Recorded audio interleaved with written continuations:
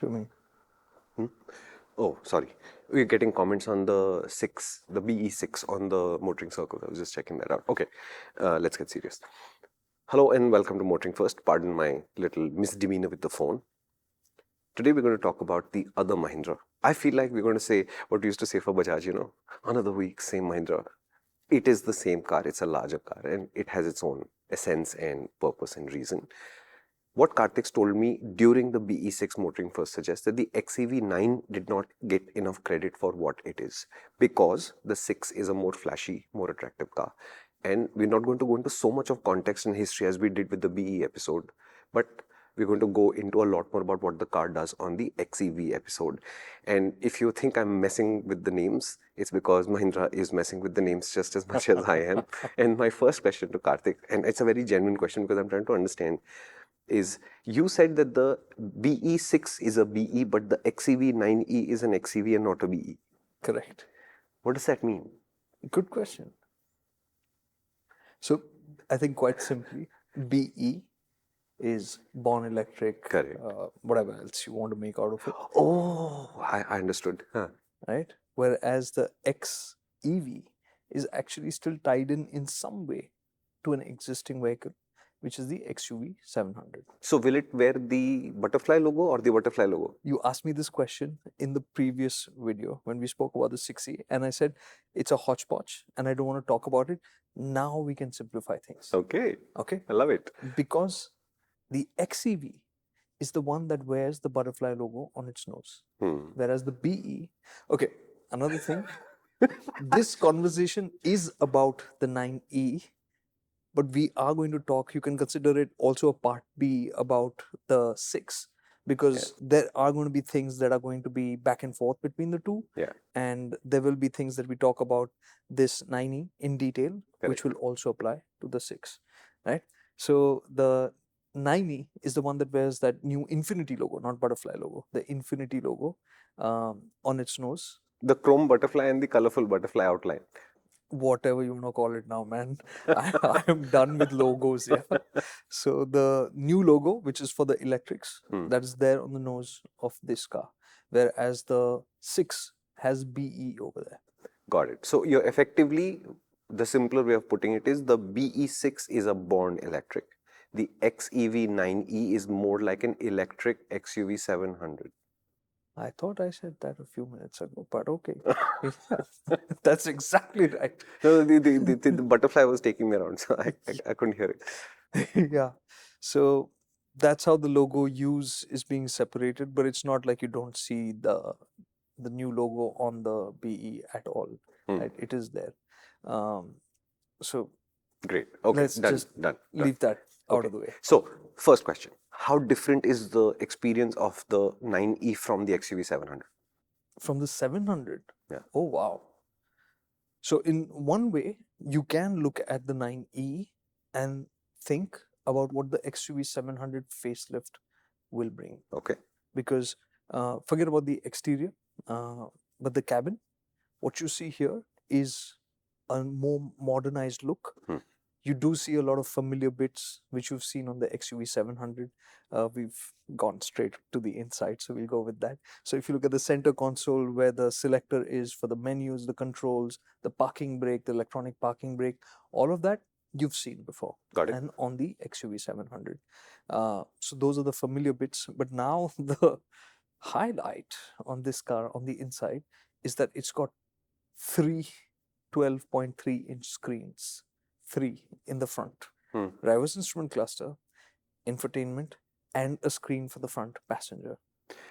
Okay, I don't want to sound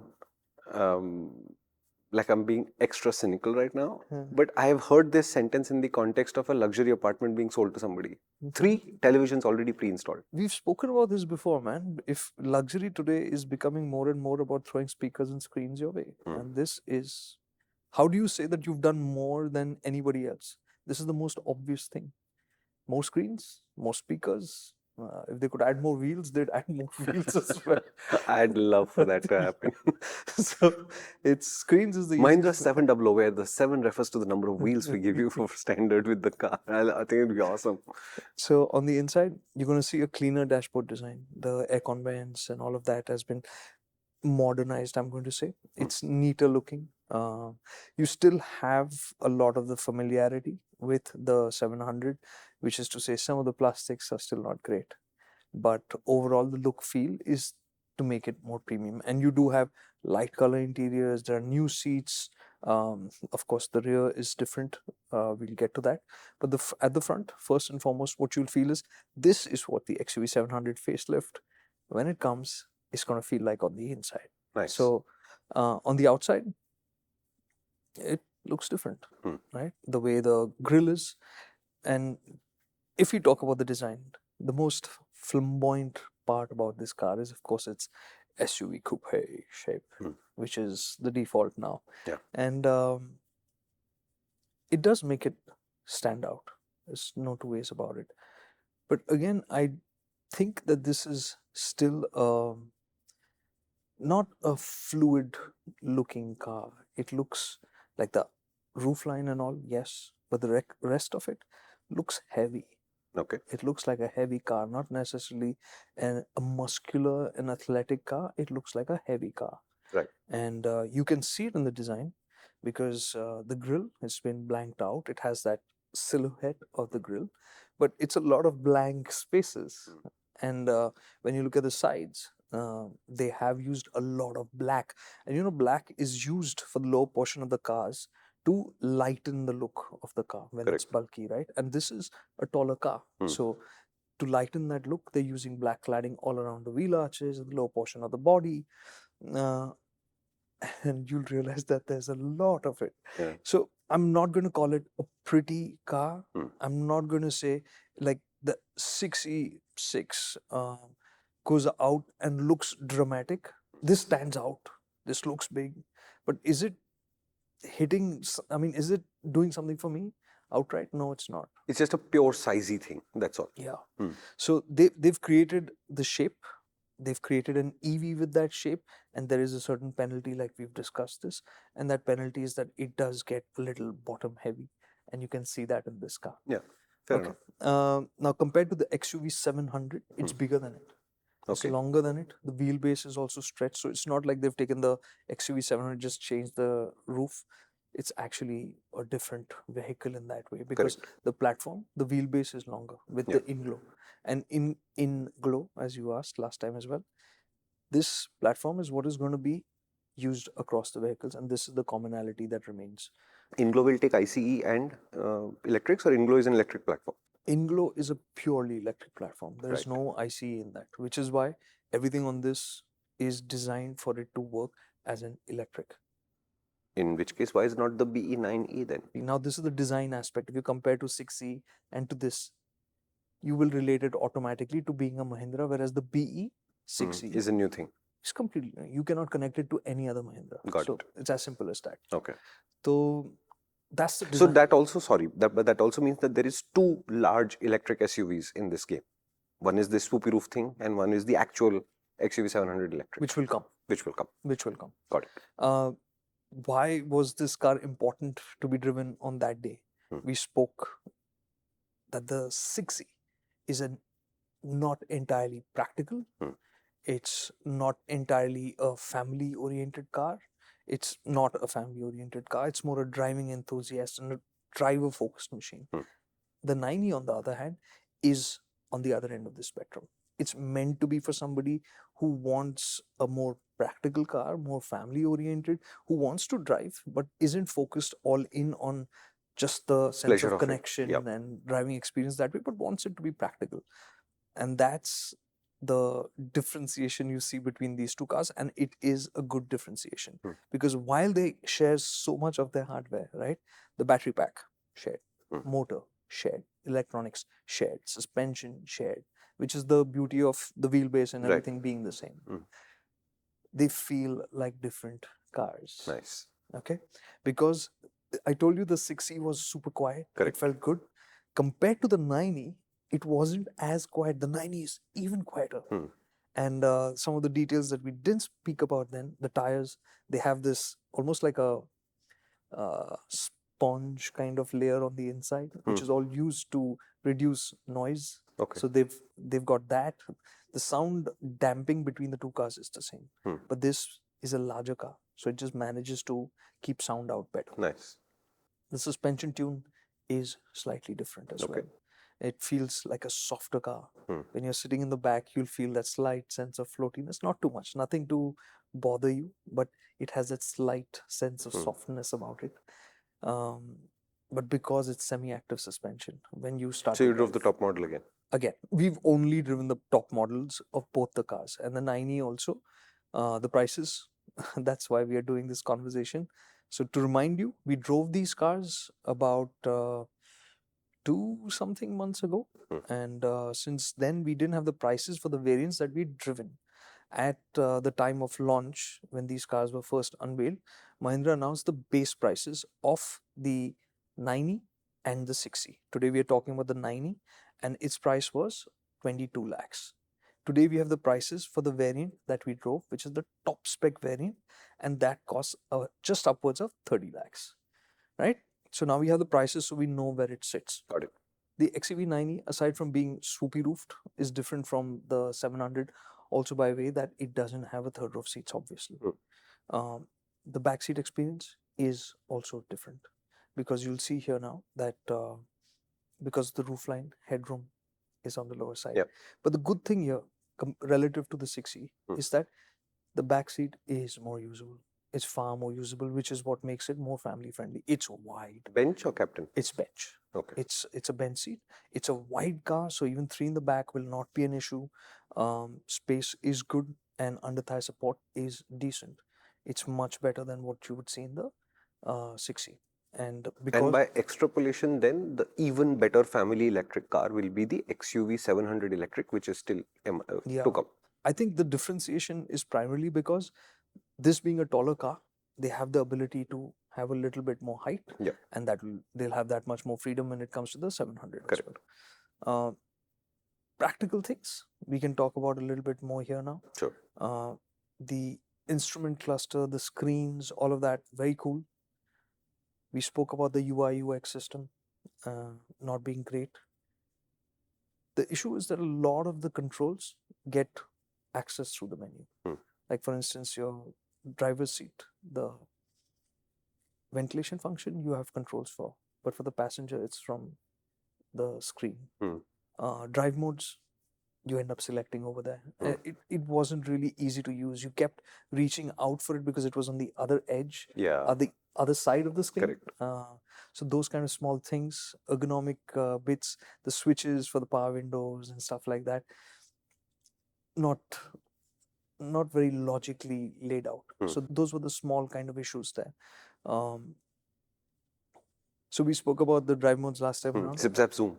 I was wrong about that. That's the older nomenclature. Now they have range, they have everyday, and they have race. So range is obviously for you to maximize your range, and everyday is. So ladies and gentlemen, Mahindra has made a car that is finally ready to race. And you should be careful even in this car when you use race mode, because the performance is immense and it's a big car. And at the same time, it's still ridiculously agile with that steering, with the suspension. To repeat, in the 6 conversation, we said that it's a variable geometry ratio steering, which means at low speeds you have to do just this much, and this car, the wheels will turn a lot more. And at highway speeds, when you're driving faster, you need to put in more. You have to turn the steering more, and you have to put in more effort as well. So it feels more stable. It feels more planted. It's really a clever bit of kit. And the suspension is also semi-active, electronically controlled. So even though it's big and it feels plush and all of that, when you start driving fast, you see it just kind of, it manages itself really nicely. And again, did some rough roads on this.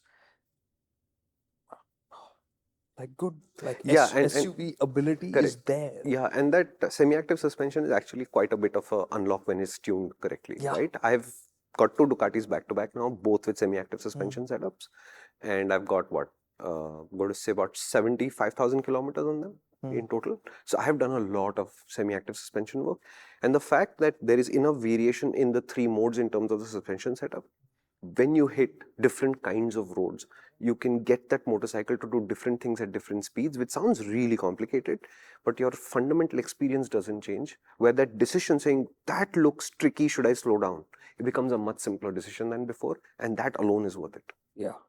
So in this regard, again, large wheels standards are 19s. So there's a little bit of confusion here because we've been told that the XEV was supposed to come with 20 inches, 20-inch rims on the high variants. It's also 19s and 20s as options.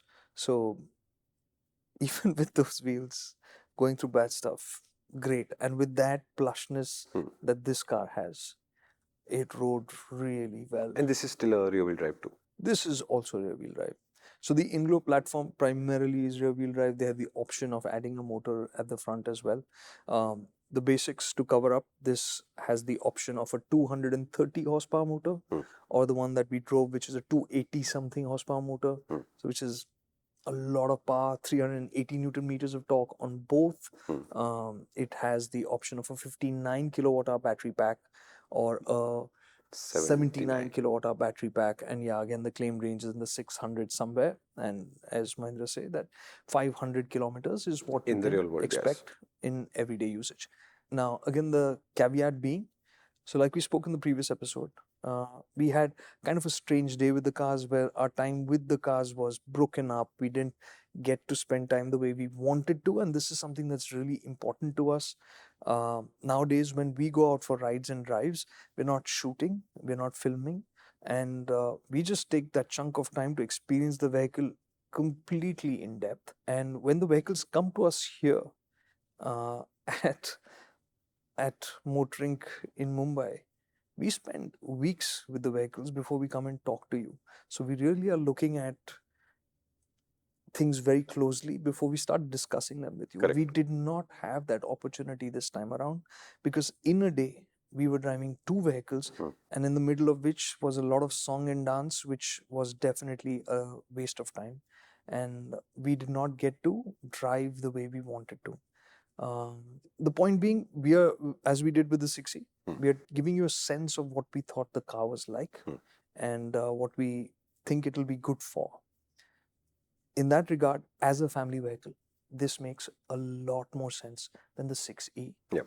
It's going to be 3 something lakhs more expensive than it, but it's a lot more versatile because of that as well. I mean, with that as well. For instance, boot space.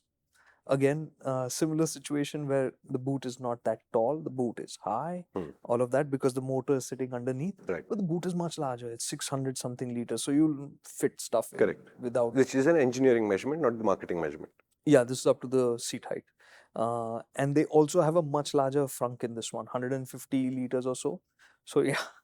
So this car has that electric stuff going on, which makes you say that, yeah, I have this flexibility and that flexibility as well. 150 liters in the front is not bad. It's a lot, man. Yeah. So design-wise, smaller things when I was recalling this car versus the 6E, which again highlights how they're different. Like for instance, this has rear aircon vents, that has rear aircon vents. But if you see the design on the 6, how the rear aircon vents are, it's really something else. The tower is there, but it's like this metal structure with slots scraped into it like that. You know, it's imagine just if you were to drag your nails in sand, like that kind of a thing. So you wonder where are the aircon vents, right? So it's done very differently. The seats in that, another design altogether for the headrest and everything. Think of a gamer chair. It's more in that vein than regular seats. Whereas this is more conventional. This is more traditional. Feels normal in that way. The 9E. You still have controls for the front passenger seat to move it back and forth from the back seat. But if I were to get this car from the idea of being chauffeured around, I'd want to spend time in the front. Again. And it's a roofline thing. In the front passenger seat. Yeah, but it's a roofline thing. It's just because now if you have the screen there, why is the screen there? Is to treat somebody better, right? Right. And in that, there is one issue. That screen doesn't have a privacy layer on it, which means if you're driving, you can look at what's happening on that And screen. that's full distraction. Yeah, because that has, you have apps to play videos and stuff like that right off of that screen. It's an entertainment screen. Yeah.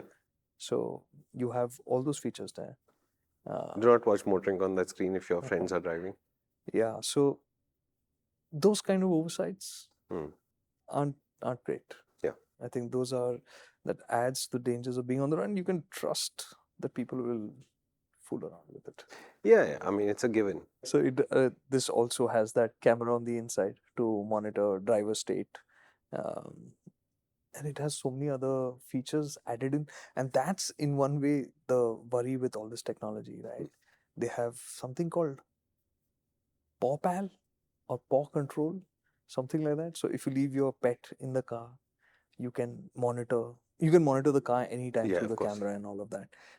But if your pet's in the car, you can look at them, of course, and you can also control the air conditioning settings and all of that to make sure they're comfortable in the car. So many small things like this that they've added into the car. So many apps that they've loaded into the car. Like there are shopping apps for the passenger screen and stuff. And I'm like, no, man, this is a lot of stuff going on, which is. I'm sorry, I'm not enthused by any of this. Yeah, neither am I. It just feels like more distractions on the road. Yeah. Anyways, going along with that, they do have, on the topic of screens, they also have a mount for your iPad for the rear seats, along with 65-watt USB-C charging. And I like It's a specific iPad thing or a tablet thing? No, I think it's a tablet thing. Okay. So you can it's a socket that you add on to the back of the seat, and then you can clip on a tablet. And this reminds me about how the seats are on the 6E. Those are shaped differently. Yeah. Those feel nice, like sporty. But also how the USB-C ports are integrated into them is quite different because they're just there on the side of the seat. It's not like usual you mark out a spot saying that here where the ports are. Both the seats have slots on the sides of them. So different attitudes in both the cars, which is cool. Yeah. Driving wise, of course, this is a larger car, so there's more to manage. The performance is still strong, and I think their claimed figures in terms of acceleration between the two cars, the difference is only 0.1 of a second or something like that. Yeah, Nice. so it's fast. But the same thing, the brake pedal, the e-brake, you have to push in a fair bit more to get the bite that you wanted. The feel wasn't great. So while driving something like this quick and fast, you wanted a better sense of connection. That was a bit lacking through the brakes. But you can't go fast if you're going to keep using the brake, man. Correct. Either you're on the throttle or you're on the brakes, and less brakes, of course. And of course, if you don't want to use the brake pedal, you also have the single pedal drive mode, which is there. And it's a reasonably good single pedal drive mode. Let's say it's a first timer friendly kind of system. So it can bring the car to a halt, but it's not like where you can purely drive on the accelerator. You can get close, but it won't. Because your lift off, it doesn't again do that speed of lift off to slowing down retardation of the vehicle. It doesn't do that. It will slow down in its own form and fashion. It can bring the car to a halt. You can use it to drive more easily in city traffic, but it's not that full. So it's more coasting region than single vehicle drive single pedal drive in terms of design. It's a better form of what we've seen on the Tatas, where it's like a switch-based system, and that when you lift off, it starts coasting. It's not gradated to the pedal movement. It just does that. Okay, you've lifted off, now it'll start slowing you down, and it's a reasonably good system. You've got settings on the steering wheel. You've got paddles on the steering wheel through which you can adjust the regen and activate the single pedal drive mode as well. And the one thing that I missed talking about in in the 6 was that there's a boost function. So the boost function basically is that if you want to go quick, You don't have to switch to race mode. You can just use the boost function. It gives you the full Race mode for a minute. Yeah, it gives you Nice. the full performance. Yeah, I think when the Chetak does that, it just totally makes sense. And the Chetak has just 2 modes, so it does it without you touching anything. So you open the throttle beyond, I think it's 30%, 40%, 50%, whatever. When you do that and you're in economy, it just says, oh, you want to accelerate and pass something. Yeah. Here's sport mode. Until you keep the throttle open, it stays in sport. When you go off the throttle, it goes right back into economy. Perfect. I think that works. Yeah. So nice functionalities that way. In terms of driving experience, I think the naturalness that made the 6 feel connected. You feel that naturalness here. As a family unit. Enjoy myself rather than enjoy the quietness, enjoy the plushness, and get that luxury ambiance as the core of the driving experience rather than hustle it. Right. Makes sense. So basically, the more sensible of the two, more expensive of the two, but at the core of it, they are similar cars in terms of the electric ability that they offer, range, performance, ease of driving, all the technology that they share. So safety wise, 7 airbags on the high variant, 6 airbags standard. ADAS, of course, is there. And from what I remember him on the 6th episode, the 9's ADAS nearly got him into trouble. And therefore, it's not a great calibration in the sense it needs to work a lot harder before it becomes native to our conditions. So Mahindra are saying that, it's been optimized for India and all of that. And sure, my concern with this is, right now somebody messaged, commented on the Camry video saying that, hey, ADAS for me right now, I'm in North India, there are fog conditions. This is like a no-brainer for us. It will be a game changer. And my worry and sure, it's making sense. I get what the physics of it makes sense, yeah. But my worry constantly is when you start driving, saying that the ADAS is looking out for me. That's what artificial intelligence looks like. Because your actual intelligence should fundamentally tell you, if I can't see it, I can't drive into it. It's basic. The rule, what we've been taught time and again, if we go for riding schools, we go for driving schools, you go by line of sight. You do not commit more than that. So if the fog is heavy, please be as slow as you need to be so that you can be the one making a call. And sure, ADAS can help, but will it help every time? I am not sure about that. Because it's the driver assist system. It's not the replace driver system. That will also come. Please have patience. Because keep in mind that this car, Mahindra, has spoken a lot about it, that it can also recognize cows. Okay. Which means you should understand with that a lot of systems can't. Yeah. So every time it's not about object recognition.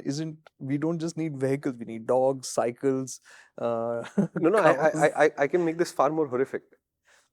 Not graphic, just horrific. Think about it like this.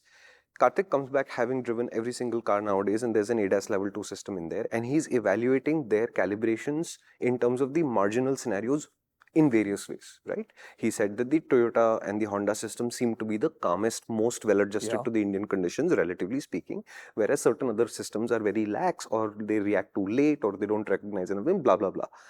Imagine that gentleman, whoever wrote this comment, is driving through the fog, trusting his ADAS. And let's say you have one of the Japanese ADAS systems, which even Kartik says is it's not a bad system. What if there's 5 other people who've used the same brainwave as you, and you're all using 5 different ADAS calibrations, and there are 5 cars now going through the fog at a pace that none of them should be, and all 5 react to something completely differently? What are you going to do? I'm not kidding. You've surrendered control to a system that we as testers believe is not ready for that kind of surrender to happen yet. And each 5 of these cars, let's say, sees a cow and reacts to it in a different way. One guy decides to brake, one guy decides that's not a hazard, one guy says, I recognize it's a cow, I have to be extra respectful because we are in Uttar Pradesh. I don't know, right? But you're saying that 5 humans seeing a cow would all slow down. At various rates, yes, but we'd all slow down. But these 5 cars could do 5 entirely different things. That's a level of chaos you don't want in the middle of the fog. You don't want that anywhere, fog or not. Yeah. Yeah. So ADAS that way, even when we've used the XEV 700 system, how it manages lane keep assist and all of that is fine. But fundamentally, in these cars. Now that we are talking about even higher levels of performance, and we spoke about this with the 6, we're going to repeat it here. These are incredibly powerful cars. Incredibly powerful cars to get near 300 horsepower, and this one's at 30 lakhs. The 6 is lower than this. That's crazy. There's a lot of people who are going to have a lot of power in their hands, and please, you have to be the one to temper and control it in our conditions. It's because it's going to take half a second's mistake for it to get worse. Yeah, and I think people who drive Mahindras are generally known for how responsible they are. I mean, that's not a crisis at all, right? Go ahead. Are you going to Right? go the Thar way again? No, I'm just asking. I'm asking for your opinion here. The Thar comment last time around was pretty spot on. Or let's benefit of the doubt. Thars just look more dramatic when they're going fast because it's like literally looking at a brick. Yeah, doing stuff. It's presentation. It's not real. So on the circles though, there is a hashtag that was on Motoring Circles. That's the app. There was a Thar Buddhi. Oh my God. Yeah. So it started with a parking lot, I think, and it was something about people with SUVs, and it had nothing to do with the Mahindra, honestly. It went and it ended up at the Thar, but it said that people with SUVs just don't give a crap about other people and what the other people would think is good behavior. So there's this parking lot, and there is, I think, a Wagoner or a Celerio or something parked neatly in its slot and all of this. And then there is a Thar that is parked diagonally across 3-4 slots, casually left there. And he said like this. In this, okay, this is a little bit of a teaser. In some, I don't know how long it's going to be, but you'll see it on the app first. There's a Fortuner story coming out. Oh, really? I would love for you to see that. That should be fun. So yeah, coming back. No, but okay, listen, the jokes are the jokes. I'd be very serious about it. We know that you guys are effectively the creme de la creme of the automotive audience in India. You guys are thinking harder. You are more sensitive to issues than most other people. And I would say that you are therefore the tip of the spear. If we can do good behavior as this group, then we can let other people know that this is acceptable, this is welcome, and this is good for everybody involved. And therefore, the larger, the more powerful vehicle you drive or ride, the more imperative it is that you are sensitive to what's happening around you. You use that kind of performance sensitively and responsibly. And when you can, teach other people in your family who are coming up through the ranks and becomes drivers tomorrow that they need to be just as careful, just as responsible, because this is the only way we get to a better place in terms of how we deal with traffic every day. So back in the day, I'm sure he would have been one at one point in time.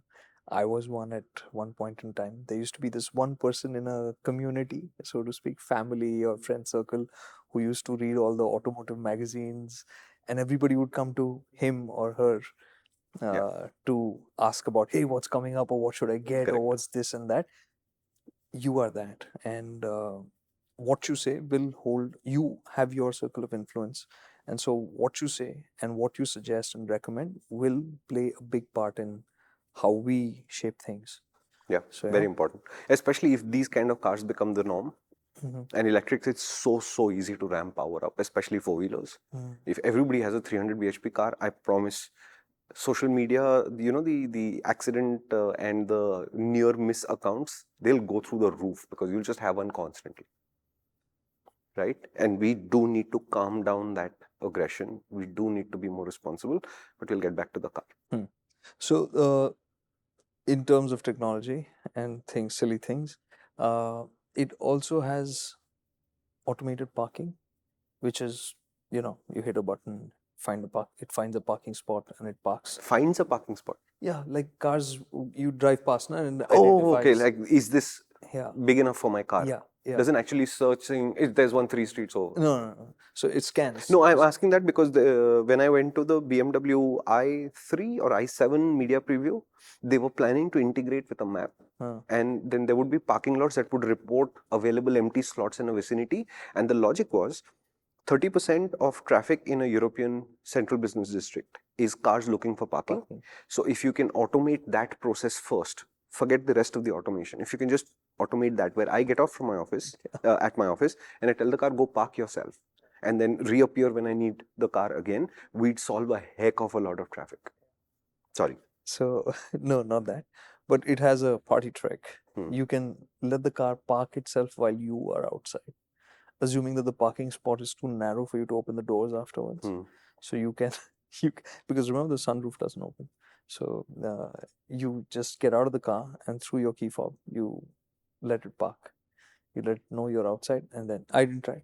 And there are a whole bunch of things like this in the cars. I mean, both of them, which we can run Okay, through. I'm sorry, but I'm making a joke about this because you should know that this is marketing. The actual utility value of things like this may be much lower than the marketing value of them.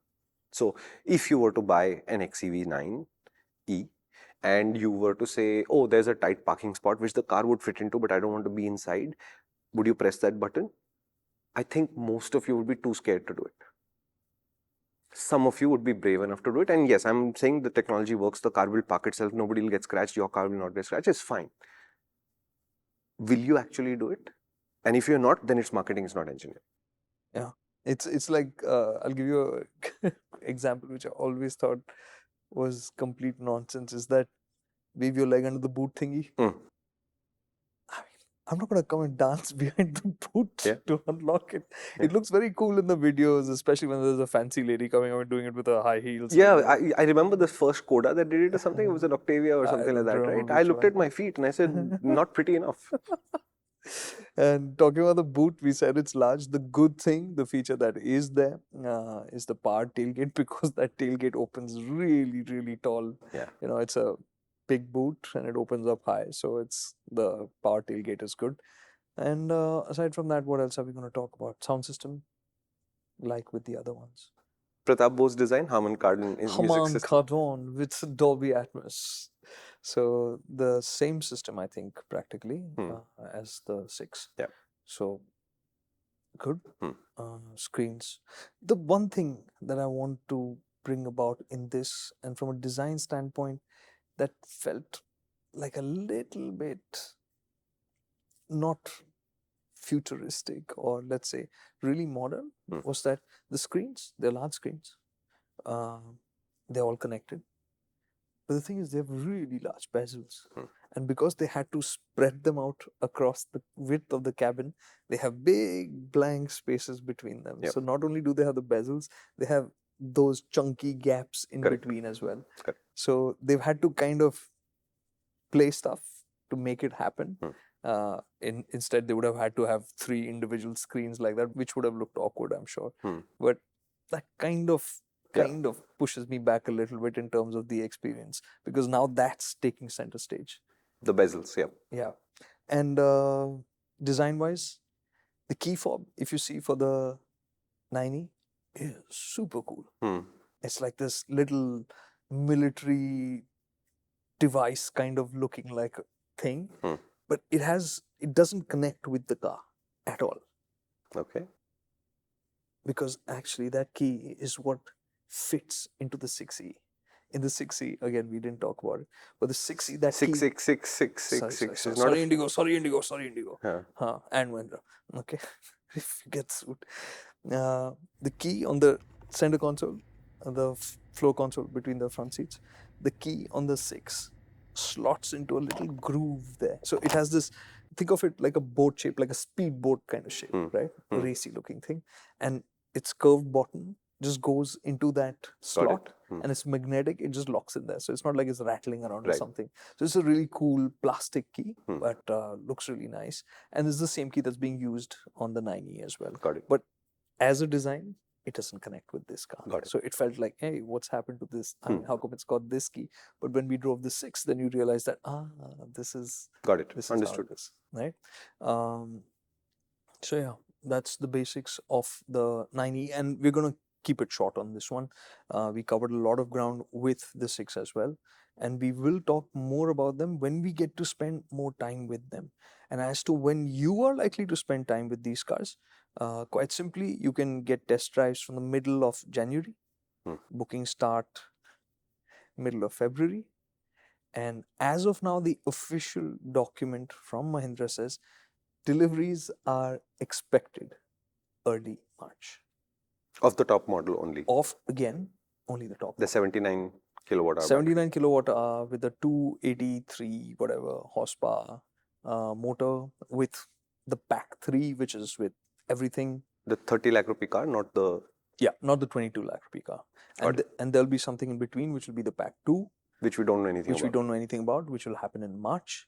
So there's lots more conversations. There's a movie that was made about the middle versions of the BE6 and the XEV9E. It's called Pack to the Future. Because it's not here yet.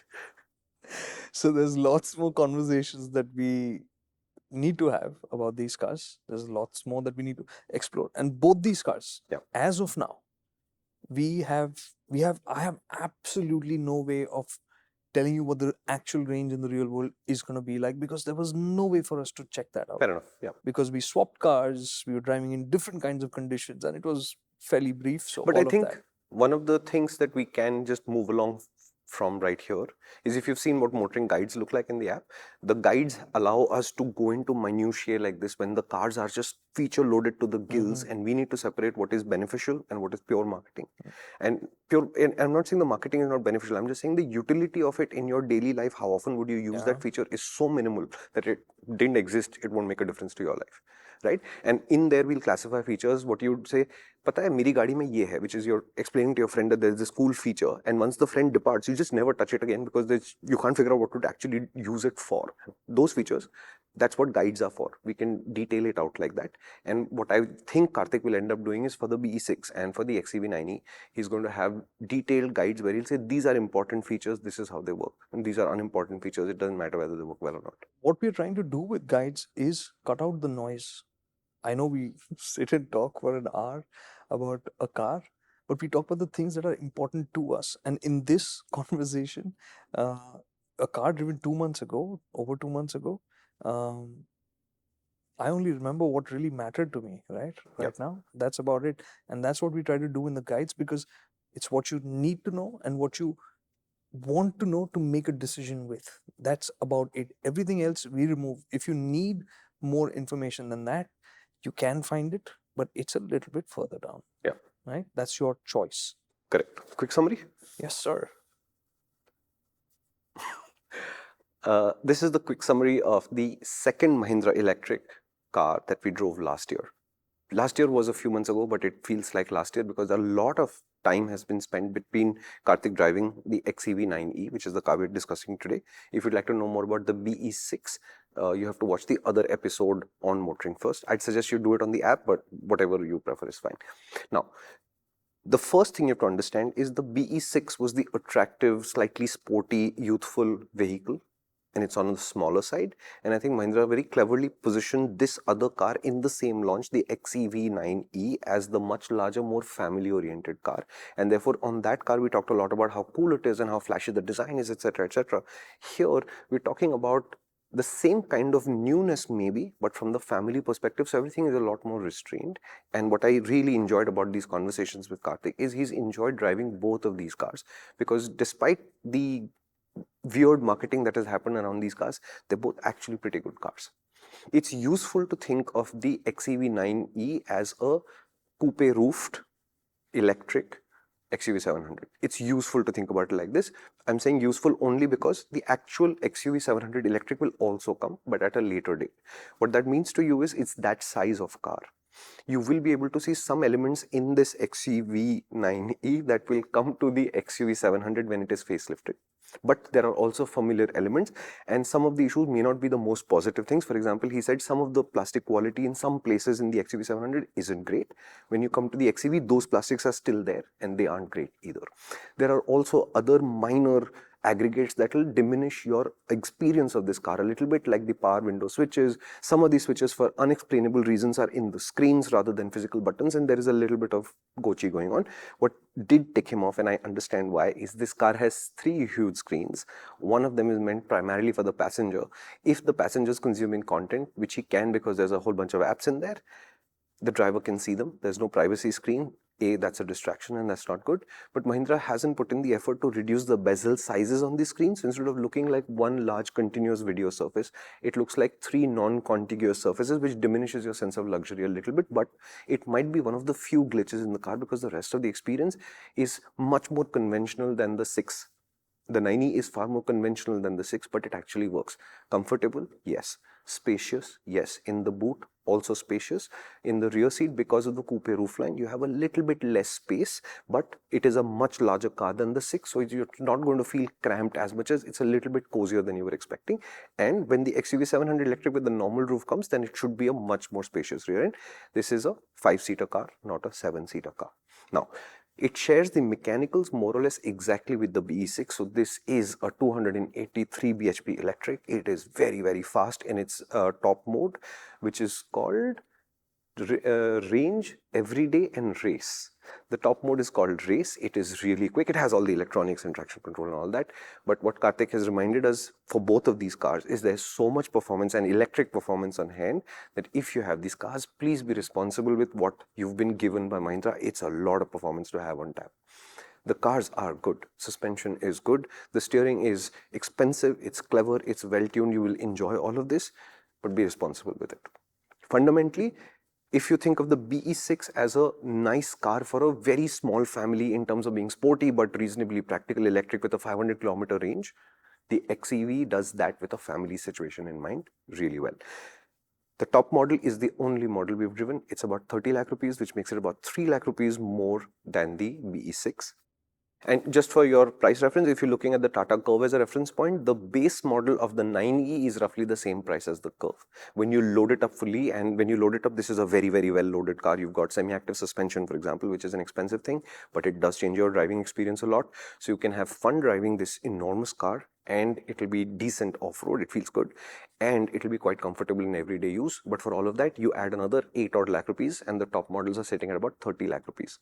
This is the only car that in theory you can buy right now, and I'm saying in theory because you can get test drives mid-Jan. You can do officially the booking starting mid-Feb, and Tata is not going to be delivering this car till early March at the earliest. And that means we drove this car last year. And then you asked us, hey, where's the story gone? And you guys are not doing the Mahindra. This is why we weren't doing the story. It's not time yet. When we do this story, which you perceive as late, we are still a month and a half minimum away from the first customer ever receiving their car. So I think on time front, we are okay. We didn't have enough information. Now we do. Mahindra's built 2 really, really good cars. There's a lot of messing around with the names and the branding and the logos and all of this. We're going to get over it because the engineering fundamentally says they've done a very good job this time.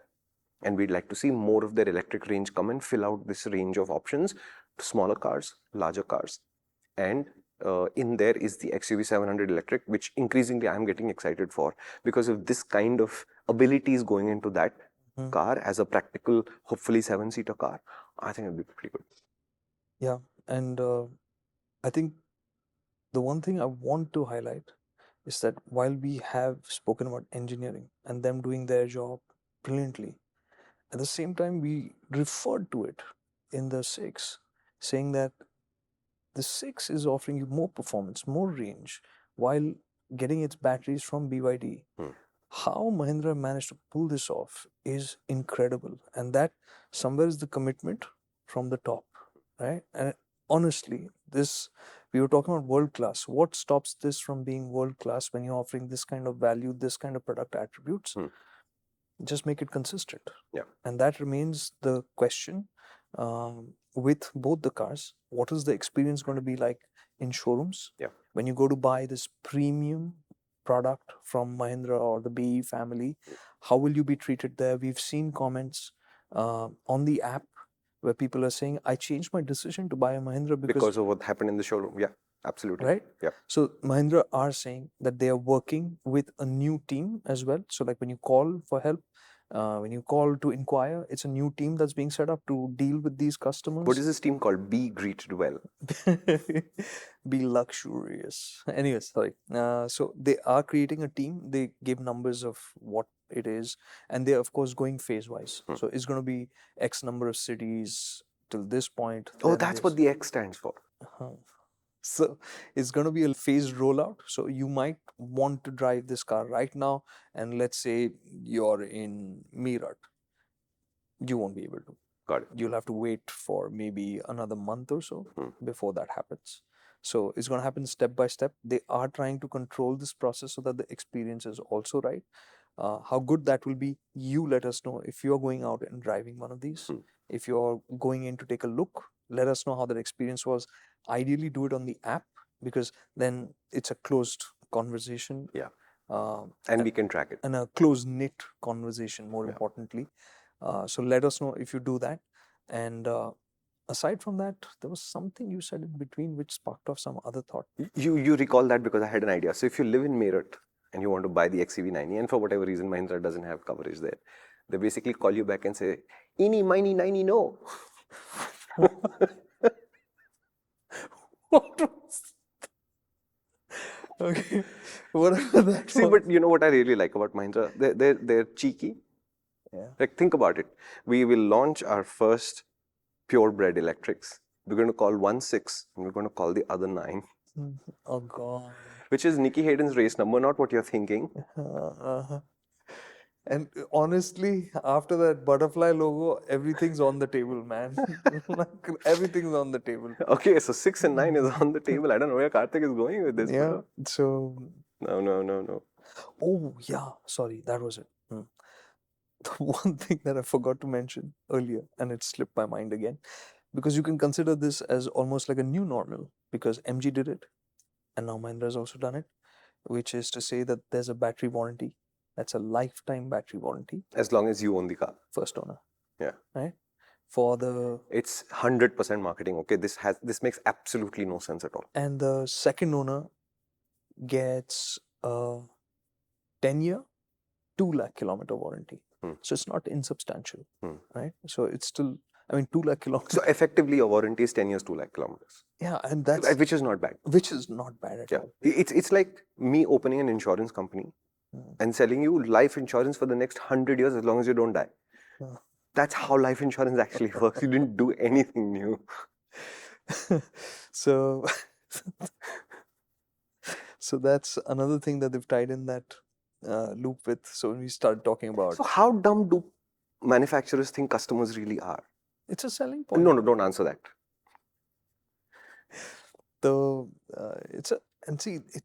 What it does for people, let's say 10 years, 2 lakh kilometers. It sounds like a good number. But what sounds better? Lifetime warranty. So basically, Mahindra is expecting their customers to last only 10 years. That's the minimum. And when we spoke about this, saying what happens end of life, battery recycling, so let's get there. We're giving you lifetime warranty in the first place. We are that confident with the product. So don't worry. No, sorry, wrong. Okay. If you were confident about the product, Mahindra, you would have said, this is a lifetime warranty, take it. No caveats required, no disclaimers required, there is no hidden agenda, there is no small fonts, there is no notes that need to be read, there are no asterisks involved. That's confidence. And now that brings me to my last point. We've said this before, and we're going to say it again.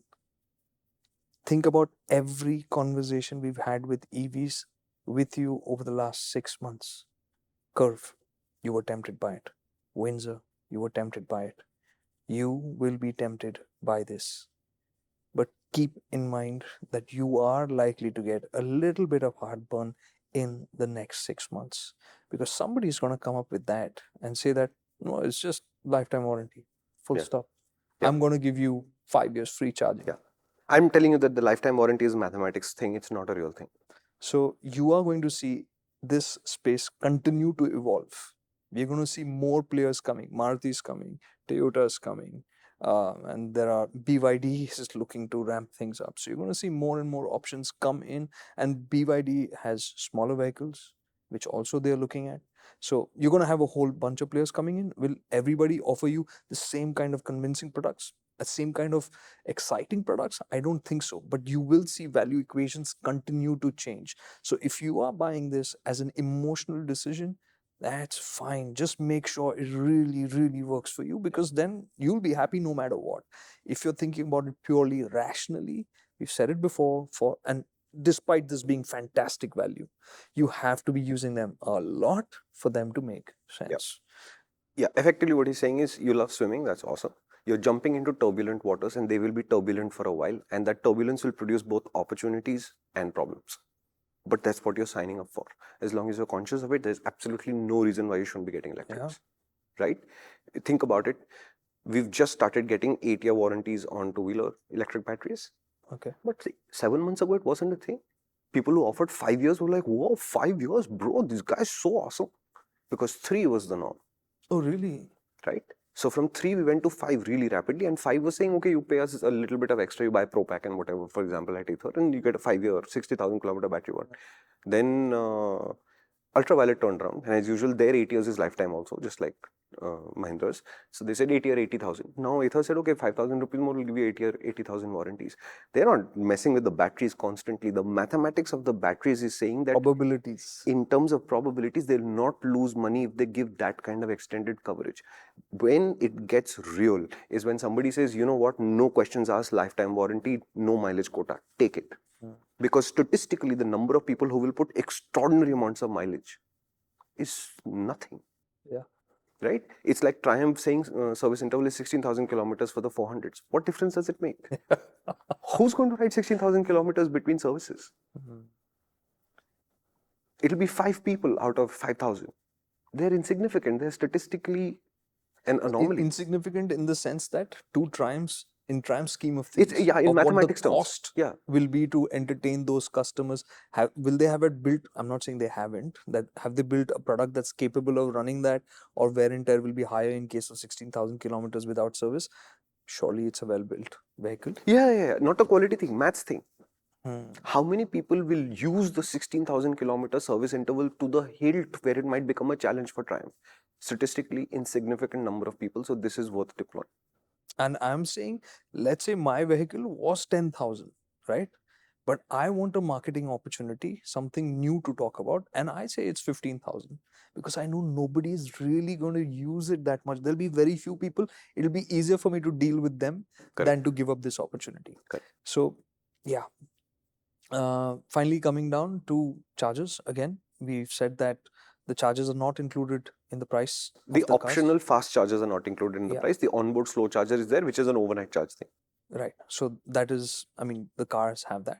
So you will have to pick which one you want. It's a 7.2 kilowatt or a 11 kilowatt, and that's an extra. So that's about it. And just in case you've not seen the BE6, when he says optional extra, he's not implying the installation charges, which for these faster chargers can be quite complicated because you might need a new connection. You might need a new meter. It might be a high tension line, etc., etc. So just saying, okay, this is a whatever 50,000 rupee charger and I bought one, that's the beginning of the installation process, not the end of it.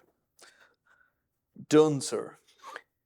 That's the story of finally the 2 Mahindra electric cars that have been launched last year. We took a while to get to it, but I think we've completed the stories. The previous episode has the BE6, which was born as the BE6E, but is now without the E. And the other car is the XEV9E, which still retains its E.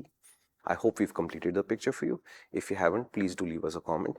If you're going to post questions, we'd prefer you do it on the app because it's more trackable there, no other reason. On YouTube, it's a little bit harder to have a back and forth conversation. But if it's just a question saying, oh, what is the boot space? Then it's easy. Either place, no stress at all. And we have lots of stuff coming up. I'm assuming that these episodes will come before what happens next, which is, I think, the Skoda Kailak, which is the Kia Cyrus, the Classic 650 at Royal Enfield.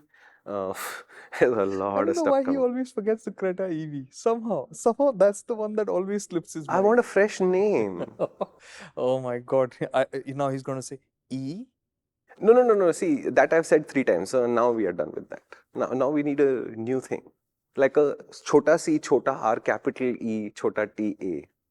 Okay, wherever that is going. So yeah, there's lots more coming, and or Hyundai E Creta. So Hyundai Creta. What? Hyundai E Creta. Hyundai Creta. And then your ad campaign will be everything you love about the Creta but electric. Hyundai E Creta. Hyundai Creta. I'm going to say that the pitch I'm going to give is stick around in the app. If you're watching this on YouTube. You're so late. Sorry, I spoke out of turn. We've made it really accessible, really easy for you to get onto the app, check it out, and you can be watching everything earlier, and we can be talking much better there. Yeah. That's it from me for now. Chumi, are you going to be doing one next soon? Yeah, we are waiting for 3 bikes from Classic Legends, 2 bikes from Classic Legends. We are waiting for the Classic 650, the updated River Indy. I would like to do the iQube. We've not done since they updated the iQube, so I want to do that. We finally have the scooter, lots of stuff going on. Of all the ones that he mentioned right now, the ones that really got my attention are the 2 scooters. Yeah, no, it's true. It's true. It's true. It's true. So we did I a love the Indy. we did a balance story on the 3 new 125s, the Pulsar 125, the Raider 125, and the Extreme 125R from Hero. No, tried it. They are so cool. Chotu. Yeah. Ek Chotu, but Yeah. they're sitting at the top of Chotu saying they need to be a little enthusiast oriented. I mean, we're done with this commuter nonsense, right? So they're not like the Shine, which is not like, which is 100% function. This is function, little bit of fizz, little bit of fun, little bit of drama. But what capability, man. Awesome. Like the suspension, for example, is good. I was really, really impressed. So small machines, lots of fun, and lots of finally movement. If you think about it, for 3 years we've been doing premium in the motorcycles, and that's all the headspace we've got. But finally somebody's updating the commuters too, which is awesome. Nice. So if you do have any questions about anything we failed to cover on the XEV or the BE6, just leave us a comment. We'll get right back to you. It's been a very long episode, so I'm going to kick myself out of the studio and invite him to stay here. Thank you very much for watching.